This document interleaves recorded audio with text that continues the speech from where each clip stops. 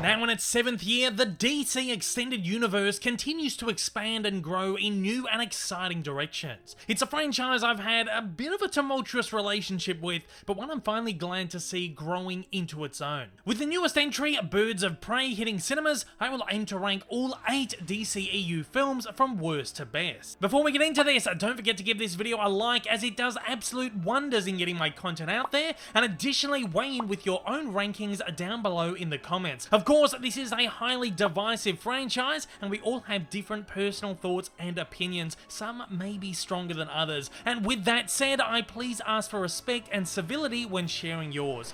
At that, let's kick into it.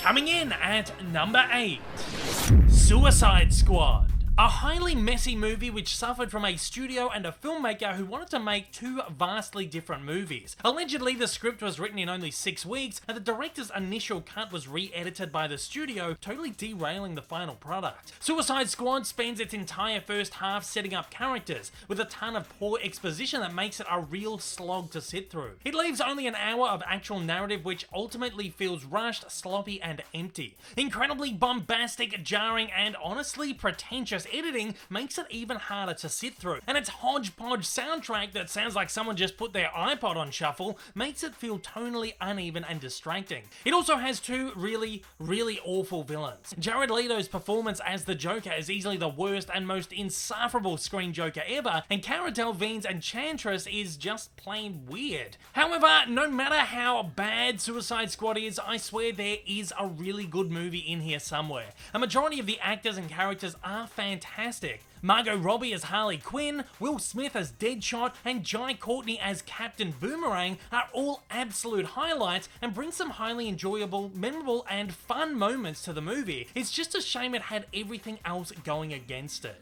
At number 7, Batman v Superman: Dawn of Justice. Perhaps the most disappointed I've ever been with any movie ever. DC seemingly felt the need to capitalize on Marvel's cinematic universe and rushed out a payoff movie with none of the long-deserved build-up in an attempt to fast-track their own. Building upon the mythos set up in Man of Steel incredibly well, actually something I admired about it, Batman v Superman introduces 2 key new characters, Batman and Wonder Woman, but doesn't give them any of the time they deserve to build emotional character depth. Any development they are given is rushed, and without a previous movie, I have a hard time really caring for them here. Batman v Superman ultimately doesn't know what it wants to be: a Superman sequel, a Batman origin, a Justice League team-up. It feels like 3 or 4 movies slammed into one, simply to get to the punch, making the narrative incredibly jumbled. It's one of the chompiest, most confusing, most uninteresting comic book flicks ever, which changes perspective so constantly that it's hard to keep track of who's the hero and who's the villain. It also suffers an overload of bombastic special effects and explosions and absolutely terrible villains. Its tone is incredibly dark and depressing,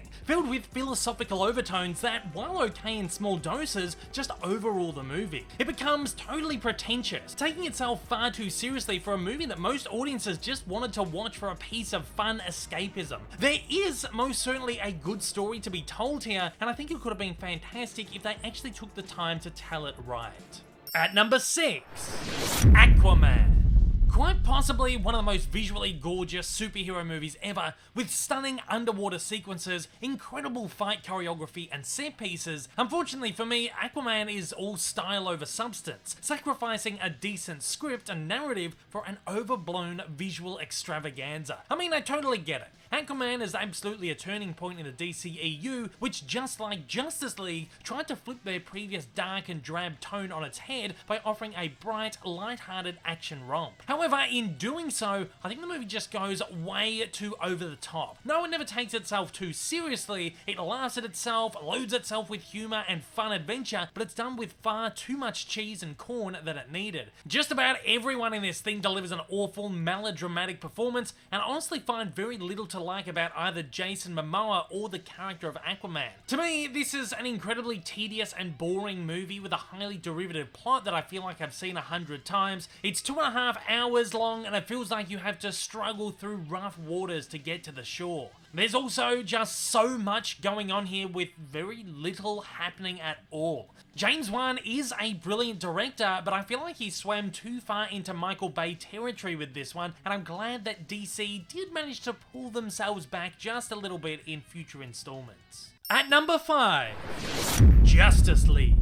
Another movie that takes an hour to put the team together. Justice League continued DC's struggle to properly develop characters before diving into a connective universe. That said, out of the earlier entries in the franchise, Justice League is easily the most fun and entertaining. After all the expository business is out of the way and the movie kicks into gear, it really is an absolute blast. So much so that I really do wish the characters had been given previous development so it could have kicked straight into gear without a slow burn first hour. Justice League is bright, colourful, cheerful and funny. Small moments of course correction for the franchise that showed it was finally willing to grow. Characters in here are all fantastic and work off each other perfectly, even though most of them don't have the depth you'd really hope for during this kind of team-up flick. While the villain is generic and, well, fairly laughable, the action sequences are fun and exciting, and the bright, hopeful nature of the whole thing is just so damn refreshing. It's certainly not the Justice League movie I always wanted as a kid, but it's absolutely the one we deserve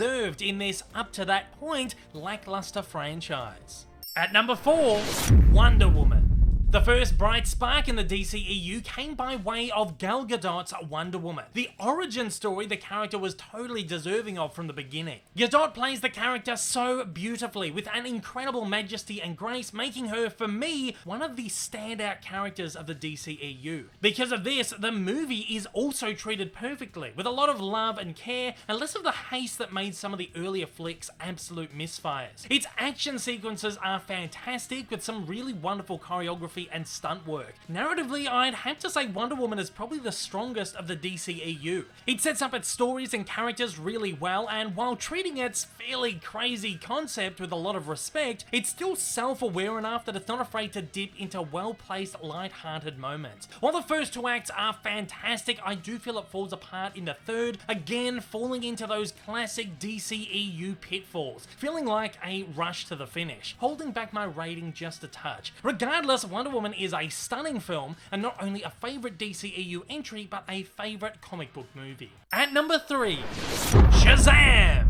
Shazam is a fantastic turning point in the franchise that finally embraces heart, humour and simple storytelling, resulting in an incredibly fun and engaging new age superhero flick. Shazam could also be seen as a soft reboot of the franchise, creating a new style, tone and formula that works perfectly for the DC universe. Placing itself in Philadelphia instead of Gotham and focused on new characters distant from those previously explored, also essentially establishes a pocket universe within the grand DCEU, preventing it from feeling disjointed or out of place, and opening possibilities for future experimentation and expansion. The sense of connection is helped with plenty of callbacks to previous movies, and while some of them do feel a little on the nose, they are all fairly satisfying on the whole. The tone of Shazam is really pleasing, taking on an almost 80s teen flick style that lends itself to some great humour and heartfelt storytelling. That said, the movie does find a hard time letting go of the DCEU's dark past, with the last act of the film particularly feeling pretty dark and brutal, falling back into some of the franchise's past pitfalls. Overall, it is an enjoyable flick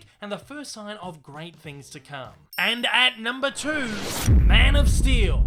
I found the inaugural entry in the DCEU to be a wonderful movie. Originally meant to be loosely connected to Nolan's Dark Knight universe, I'd say a lot of the DCEU's major issues spawned not from Man of Steel, but from the later films, mostly in their attempt to build a franchise out of a film already connected to another. Regardless, on its own, Man of Steel is a fairly great take on the Superman mythos, and while it is dark and broody, I think it works very well for the most part. The philosophical, more human exploration of his character and psyche works very well for me. It makes his story more relatable and powerful. Henry Cavill is a fantastic Superman, especially in this entry, diving deep into the character and delivering an outstanding performance. That said, I do wish the DCEU take on Superman showed a little more of the hope, love and humility that the character is supposed to inhibit, and that the more philosophical elements weren't used overbearingly in Batman v Superman. While the dark and drab DC visuals do a disservice to BVS, they added a gorgeous feel to Man of Steel, which matched perfectly with Hans Zimmer's stunning score and make for a gorgeously euphoric viewing experience. It's very, very close to being a comic book masterpiece.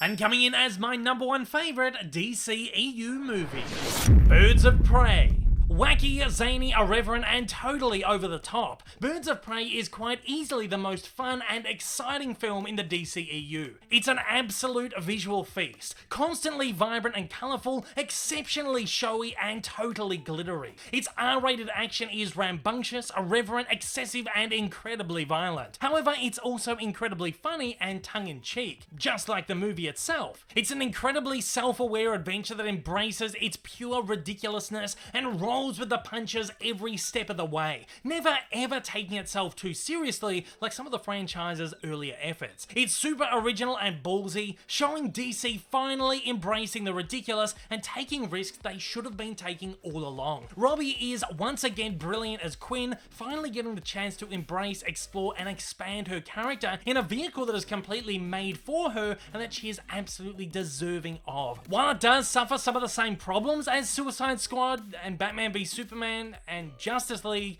in that it spends quite a while setting up characters and narrative, it moves at such an incredible, unrelenting speed that it's always captivating and investing. It is a whole load of comic book fun, the most comic book film the DCEU has rolled out, and I cannot wait for what is next. And at that, I'm going to throw it over to you guys out there. I want to know, what are your own personal thoughts and rankings of the DCEU? Do you love the movies? Do you hate the movies? Are you a little bit iffy on the movies? Whatever your thoughts, fire away down in the comments below and let me know your thoughts. But once again, please remain civil and respectful. We're all going to have different opinions, especially on a franchise that's as divisive as this, but no opinion is wrong. If this is your first time viewing one of my videos and you'd like to see more like it in the future, then please don't forget to hit that big old subscribe button up on your screen, as well as that like button down below for that little extra support. Also, don't forget to check me out on social media, and please consider supporting me over on Patreon. Thanks for watching and have a fantastic day.